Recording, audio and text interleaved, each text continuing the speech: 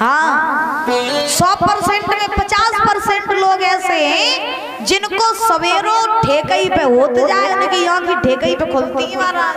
हाँ चलो एक पौआ ना पी लिए दोनों कहने तसल्ली हो, दोनों को सवेरों ही नहीं हुई, सवेरे निकल जाइए शाम को महाराज पी के यही घरे वापस लौटे।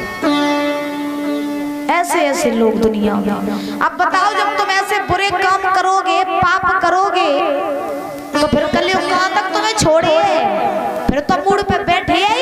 और जिसके सर पर कलयुग सवार हो जाता है समझ लेना कि उसका विनाश निश्चित और हो जाता है विनाश। जो शराब पीते हैं उनका कभी भला होता है? नहीं होता है। जो जुआ खेलते हैं उनका कभी भला हुआ? नहीं हुआ। जो चरित्रहीनता फैलाते हैं, पराई स्त्री की संगत करते हैं, उनका कोई भला होता है? नहीं होता है और होगा भी नहीं। और जो प्रभु के मार्ग पर चलेंगे, प्रभु के रास्ते पर चलेंगे, दुनिया में उनकी कभी भी हार हो नहीं सकती है। बोले गोविंद भगवान की।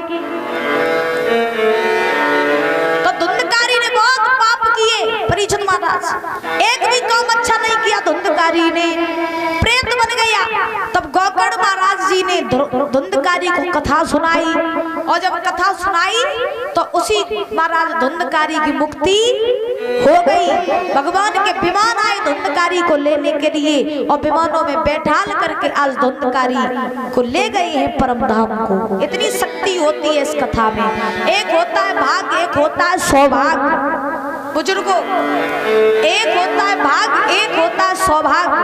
भाग उसे कहते हैं कि मान लो अगर आपको आपके भाग्य से आपके लड़का की नौकरी लग जाए, या आपको कोई ऊंचा पद मिल जाए, तो समझ लेना ये मेरा भाग्य है। और अगर भगवान की कथा सुनने के लिए मिल जाए, भगवान का सत्संग मिल जाए, भगवान का भजन मिल जाए, तो समझ लेना ये मेरा परम सौभाग्य हो गया। इसे ही कहते हैं परम सौभाग्य। तो आप लोगों का ये सौभाग्य ही है जो आप कथा को सुन रहे हो, ध्यान रखना। गौकर्ण महाराज ने धुंधकारी को कथा सुनाई, तो गौकर्ण महाराज जब उठने लगे अपने आसन पे से, तो गांव के कुछ लोग बैठे रहे कथा सुन रहे थे। तो उन गांव वालों ने कहा गौकर्ण महाराज आपने मेरे संग भेदभाव किया। तो गौकर्ण महाराज बोले कैसा भेदभाव?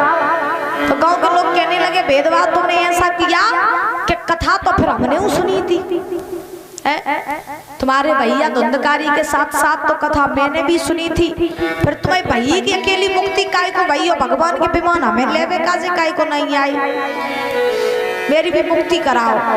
तो गौकर्ण महाराज बोले मेरे भैया ने तो एक स्थान पर बैठ करके कथा को भाव से सुना था, पता नहीं तुमने कथा को कैसे सुना हो है? क्योंकि परीक्षित महाराज श्रोता भी 3 प्रकार के होते हैं। कितने? 3। कौन कौन से? एक होता है सोता, एक होता है सरोता, और एक होता है श्रोता। हाँ, एक होता है सोता, एक सरोता और एक श्रोता। ये होते 3। और जब महाराज 3 होते हैं, सोता किसे कहते हैं? सोता पे होत के घर से चले और पंडाल में आए और सोए गए। बहुत से लोग ऐसे होते करें जिनको महाराज कथा में मन नहीं लगा तो आता या सोए जाता, नींद आने लगा, नींद। अच्छा जी, नींद जो है ये महाराज कुंभकर्ण की पत्नी थी। नींद किसकी? किसकी पत्नी थी? कुंभकर्ण की। पता है आप लोगों को ये बात? पता है? बताओ बुजुर्गों, पता है आपको ये बात? है? 3-3 4-4 मोहल्ला बना के बैठे आप लोग। एक मोहल्ला पे बैठो, एक जे बैठो, एक वो मोहल्ला बैठो। अच्छा, बा मोहल्ला में जनसंख्या का जो कम है, एक मोहल्ला उधर मुंह करके बैठो। गांव में पार्टी बंदी ज्यादा है, हमें लगा सब पार्टी बंदी बना बना बैठे अपने अपने मोहल्ला में अलग अलग है।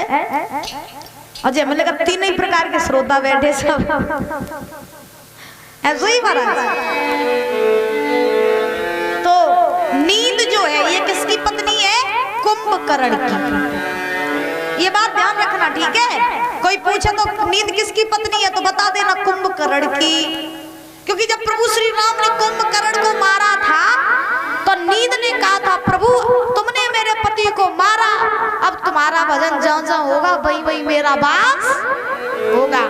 तो आप लोगों ने अक्सर देखा हो कि भागवत में बैठो, सत्संग में बैठो या भजन में बैठो तो नींद जोर कर लगत खोपड़ी पे, है ना।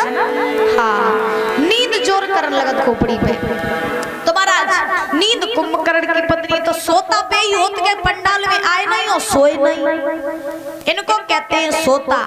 और सरोता कौन होते हैं? सरोता बे होत के महाराज पंडाल में आए और घर से विचार किया कि चलो गांव में बिटिया आई कथा कहवे का देखे चले कि कैसी है, गोरी है, काली है, कैसी है। हाँ, तो सरोता बे होत जो पंडाल में शास्त्री को देखना आते वे होते सरोता।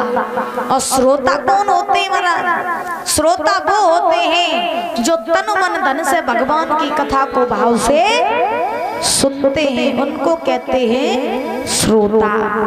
और देखो श्रोता और सरोता बनोगे तो कभी भवसागर से पार नहीं होगे। अगर बनना ही है तो सच्चे श्रोता बन करके रह जाओ तो इस जिंदगी से और इस कलयुग से पार हो जाओगे।